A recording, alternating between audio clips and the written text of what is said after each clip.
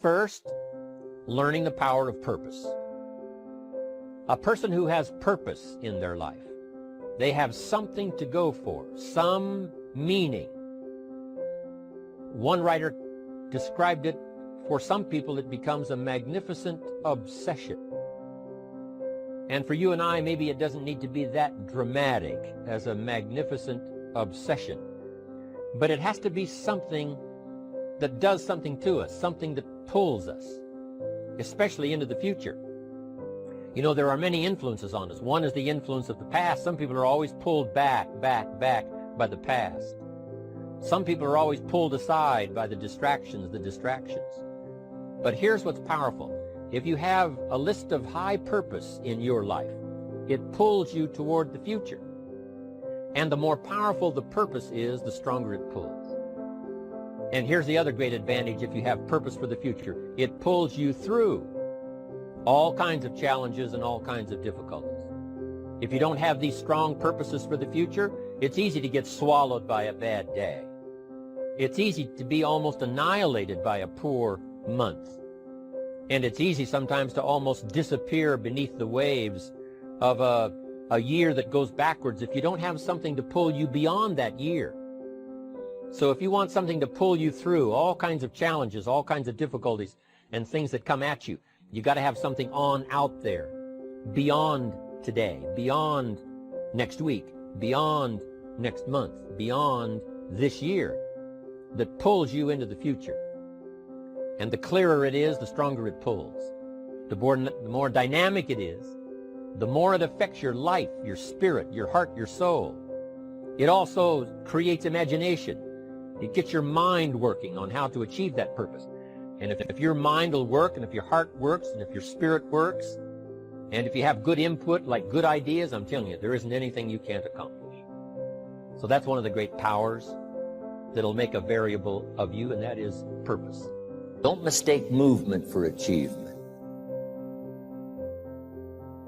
It's easy to get faked out by being busy.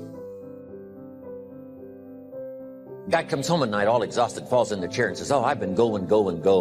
Here's the big question. Doing what? It's not the going. Some people are going, and they're doing figure eights. Their progress is small. So don't mistake movement for achievement. Here's another one in sales we learned. Don't mistake courtesy for consent. If somebody's pleasant and they nod, you say, oh, they're going to buy. No, they're courteous. You can't mistake courtesy for consent.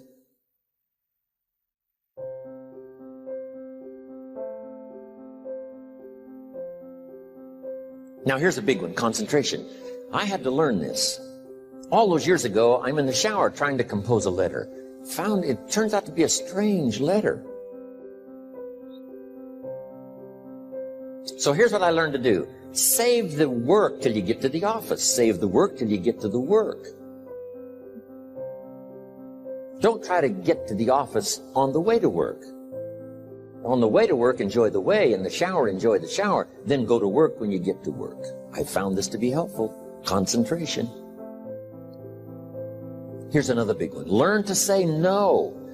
I'm telling you, in such a social society we have now, it's so easy to try to be a nice person, saying yes to everything. Find yourself overloaded. Now you got to call and make the, well, gosh, you know, all the time it takes to back. You said yes too quickly. Here's what might be better. I don't think so, but if that changes, I'll call you. Little things you can use not to overcommit yourself. My friend Ron Reynolds says, don't let your mouth overload your back. It's a good one. Now here's a big one on time management. When you work. When you play. Don't mix the two. Don't work at play. I used to take my family to the beach and I would bring my briefcase.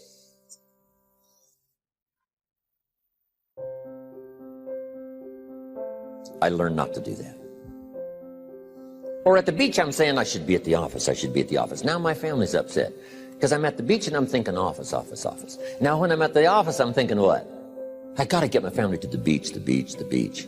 So things are not going too well at the office because I'm thinking beach, and things are not going too well at the beach because I'm thinking office. Here's what I learned to do. At the beach, be at the office. When you work, work. When you play, play. Don't mix the two.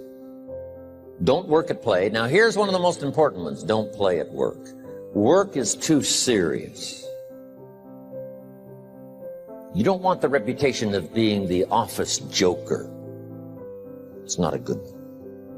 Yes, there's time for some pleasant stories. Yes, there's time for a little humor. Yes, best if it's a happy office, of course. But I'm telling you, you got to be serious about work, because you're parting with a piece of your life for the work you do. Your work costs you a piece of your life. Here's what it's called: serious business. Not grim, not unhappy, but serious. Don't play at work. The old expression, I don't think we use it anymore, horse around at the office. Play around, play jokes, play tricks. No place, not place. At the beach, yes. At the bar, yes. Somewhere else, not work. You got to treat work with all due conservative passion, because it's leading you to your future. Here's the next one. Look around. You might have overlooked some people that need to be recognized. You might have overlooked some talent that you could be using to help in the training and conduct meetings. Don't miss some of the gifts that are close by you. Look around and say, who's doing a good job that maybe I've missed this last year? Look around and see if there aren't some people who need to be lifted up, who need your inspiration, who need your presence, who need your time. Here's the next one. Look down to the work. Look down to the soil that's ready for the seeds of opportunity that you will share by your voice and your invitation and your language and your meetings, your presentation. Look down to the work that your hands can work miracles. Look down to the task and see if there aren't some things you might have missed this past year you can pick up on this year and work miracles for yourself, for your future, for your organization. Here's the next one. It's a word of caution. Look out for the enemy that's on the outside as well as the enemy that's on the inside.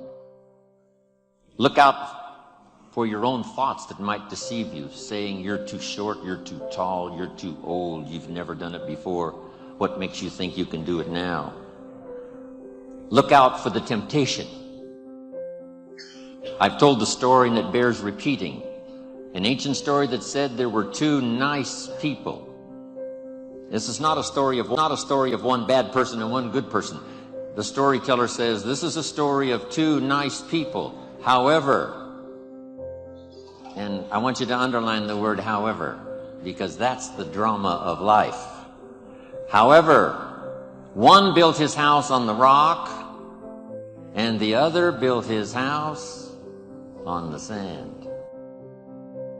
And sure enough, the storms came as they always do, and the one that built his house on the rock was saved. The one that built his house on the sand was lost.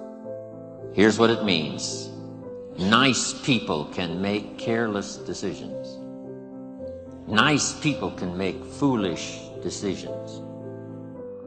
None of us are above temptation. That's why the great prayer says, lead us around temptation. Hopefully deliver us from the evil. To cross the line. A customer shows up across the street from where you live. And it's so easy to say, rather than being taken care of by someone who lives so far away, I can take care of you because I live just across the street. Don't listen to the tempter. Stay on track. Build on the rock. Look out for your own mind that would tell you your dreams can't come true.